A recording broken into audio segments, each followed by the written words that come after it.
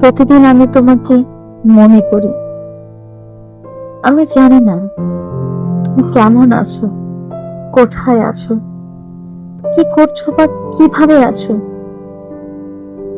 আমি জানি না তুমি আমাকে মনে রেখেছো কিনা, কিন্তু তবুও প্রতিদিন আমি তোমাকে মনে করি। আসলে আমি তোমাকে মনে না করে থাকতে পারি না।